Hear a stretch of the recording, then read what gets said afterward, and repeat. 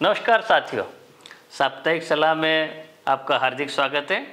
साथियों, इस समय पे हमारी सोयाबीन की फसल पकने की अवस्था में है। कटाई हम उसकी कर सकते हैं या अभी कुछ ही दिनों में पकने के योग्य हो जाएगी। इसी बात के ऊपर आज की साप्ताहिक सलाह में आपसे चर्चा करेंगे।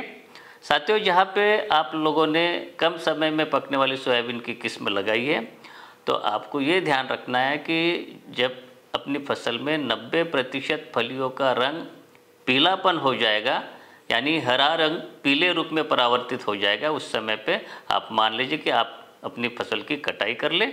इससे क्या होगा कि बीज के अंकुरण में विपरीत प्रभाव होने से हम उसको बचा लेंगे। साथियों, दाने भरने की स्थिति में या परिपक्वता की अवस्था में फसल यदि आपकी है और इस समय पे जैसे कि स्थिति हो रही है, कुछ क्षेत्रों में लगातार वर्षा हो रही है और इससे हमारी जो बीज की गुणवत्ता या सोयाबीन के दाने की गुणवत्ता में कमी आ सकती है, या कई बार ये हो जाते कि पौधे के ऊपर ही फलियों में दाने अंकुरित हो सकते हैं। तो आपको ये सलाह है कि उचित समय मिलने पर अपनी फसल के तुरंत कटाई कर ले। इससे आप दो बातें कर सकेंगे कि चटकने से होने वाले नुकसान से भी हम बच पाएंगे और फलियों से अंकुरित होने से जो गुणवत्ता में विपरीत प्रभाव आता है उससे भी हम बचा लेंगे हमारी फसल को।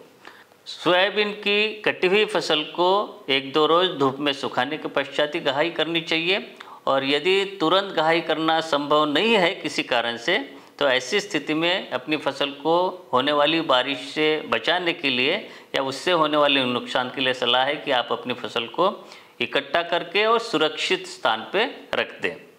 साथियों, आगामी वर्ष यदि आप इसी फसल से बीज के रूप में आप उपयोग करना चाहते तो आपको सलाह है कि जब थ्रेशिंग करेंगे तो इसके लिए अनुशंसित जो सिलेंडर स्पीड है थ्रेशर की 350 से 400 आरपीएम पर गहाई करें।